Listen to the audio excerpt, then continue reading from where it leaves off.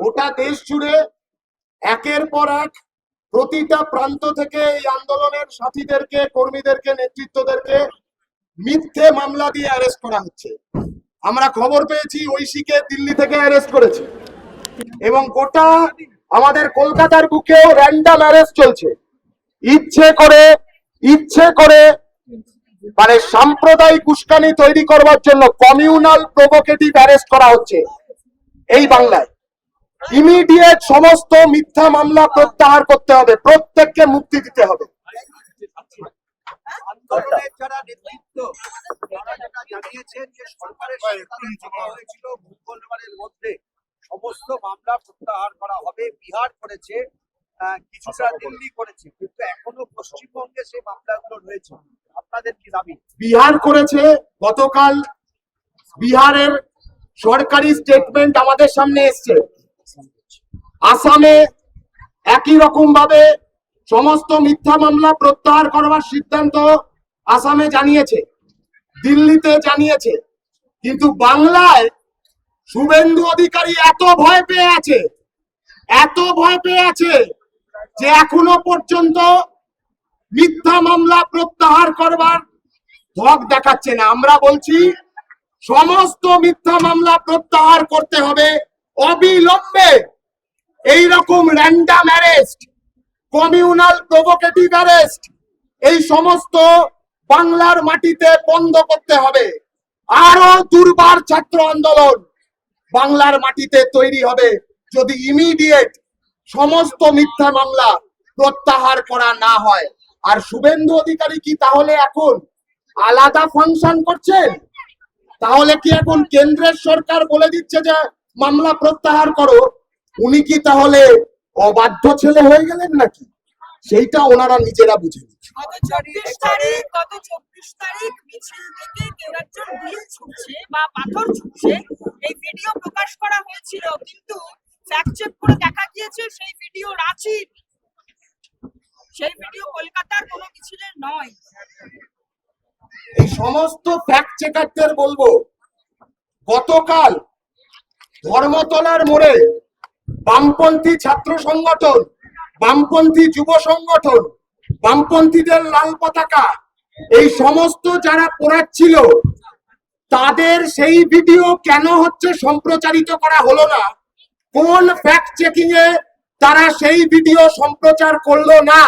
তার উত্তরগুলো একটু দিয়ে দিত। কিন্তু তাই বলে কি ভুল ভিডিও প্রচার করা যায়, সম্প্রচার করা বা সোশ্যাল মিডিয়ায় দেওয়া যায়? একটা পোস্টার দেখাচ্ছি, দেখিয়ে নেবেন। এটা আবার ফ্যাক্ট চেকিং এ আপনাদের চেক করে নেবেন, একটু চেক করে নেবেন। ভুল খবর, ভুল ভিডিও, ভুল তথ্য কারা সম্প্রচার করে থাকে? আমরা বলছি না, news broadcasters and digital association 2 lakh টাকা পেনাল্টি দিয়েছিল একটা নিউজ চ্যানেলকে। কি প্রচার করতো? False news about Muslim man and transgender persons. বুঝে নিন কারা কমিউনালি প্রভোকেটিভ অ্যারেস্ট বাংলার মাটিতে করে যাচ্ছে আর কারা সেই প্রচার করছে।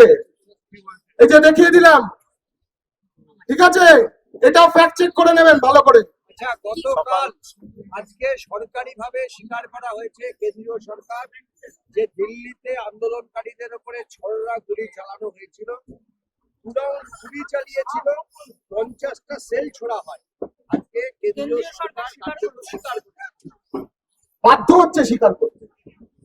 বুঝতে পারছে যে দেশের ছাত্র যুবরা যখন ঐক্যবদ্ধ হয়, দেশের ছাত্র যুবদের ডাকে যখন জনতা ঐক্যবদ্ধ হয়, তখন যে কোনো হুকুমতকেই মাথা নিচু করতে বাধ্য হতে হয়।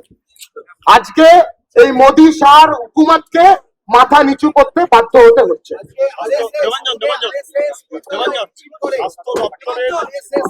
দেখুন একটা বিষয়কে একটুখানি স্পষ্ট বুঝে নিন যে শুধু দিল্লি নয়, বিহারেও গুলি চালানোর ঘটনা আমরা দেখেছি। একের পর এক ভিডিও বাইরে আসছে, বিহার থেকে দিল্লি থেকে শুরু করে প্রায় দেশের সমস্ত রাজ্যে।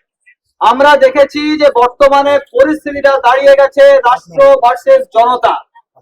যখন জনতা সাধারণভাবে নিজেদের গণতান্ত্রিক দাবিগুলো নিয়ে এগিয়ে এসছে, এই সরকার বিগত 12 বছর ধরে বিভিন্নভাবে তাদের প্রশাসন, পুলিশকে ব্যবহার করে এই ধরনের দমনমূলক নীতি নিয়েছে।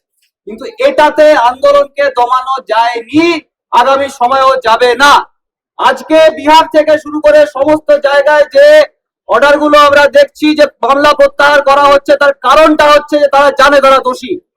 বিহারেও বারবার দেখা গেছে AK-47 তাক করে গুলি করা হচ্ছে ছাত্র যুবদের দিকে। এই ঘটনাগুলো শুধুমাত্র হিউম্যান রাইটস ভায়োলেশন নয়, এটা স্পষ্টভাবে দেখিয়ে দেয় যে কিরকম ভাবে এই কেন্দ্রীয় সরকার একের পর এক জনবিরোধী অবস্থান নিচ্ছে।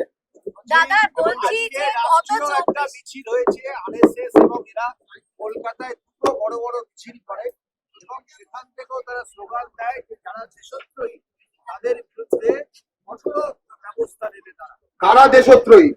যারা দেশের ছাত্রদের দিকে AK-47 উঁচিয়ে ধরবার নির্দেশ জারি করছে তারা দেশদ্রোহী নয়।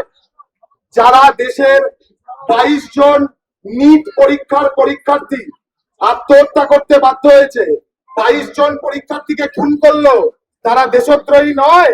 তারা কি দেশভক্ত নাকি?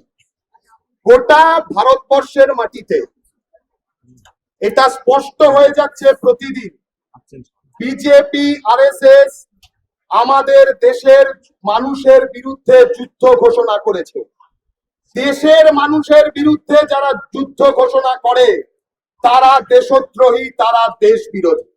আর দেশ বাঁচানোর লড়াই যারা লড়ে, ভগৎ সিং এর ছবি নিয়ে, বাবা সাহেব আম্বেদকরের স্লোগান নিয়ে, ক্ষুদিরাম বসু, প্রফুল্ল চাকি, প্রীতিলতা, কল্পনা, বীণা দাসদের প্রত্যয় নিয়ে দেশ বাঁচানোর লড়াই যারা লড়ে তারাই দেশভক্ত।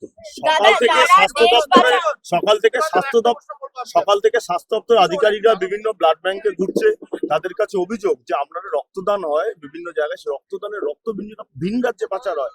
দীর্ঘদিন ধরেই আমরা এই নানান কথা এই যে ব্লাড ব্যাংক গুলোকে নিয়ে দীর্ঘদিন ধরে আমরা বলে আসছি।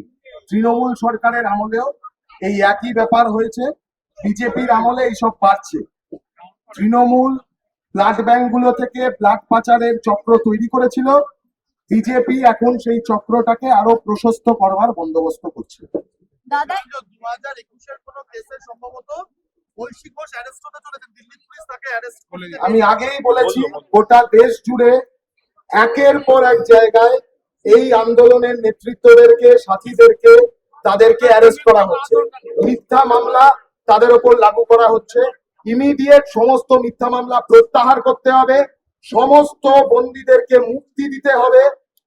ঐশী সহ গোটা দেশ জুড়ে, গোটা বাংলা জুড়ে যাদেরকে মিথ্যা মামলায় ফাঁসানো হয়েছে প্রত্যেককে মুক্তি দিতে হবে, মিথ্যা মামলা প্রত্যাহার করতে হবে। এই ভিডিওটিকে লাইক করুন, আপনার গুরুত্বপূর্ণ মতামত কমেন্টের মাধ্যমে আমাদের জানান এবং আমাদের চ্যানেলের ভিডিও সবার আগে দেখার জন্য ইউটিউবে গণশক্তিকে সাবস্ক্রাইব করুন, ফেসবুকে ফলো করুন এবং শেয়ার করুন আপনার পরিচিতদের মধ্যে। আমাদের চ্যানেলে আপলোড হওয়া ভিডিও নোটিফিকেশন পেতে বেল আইকনটি ক্লিক করতে ভুলবেন না।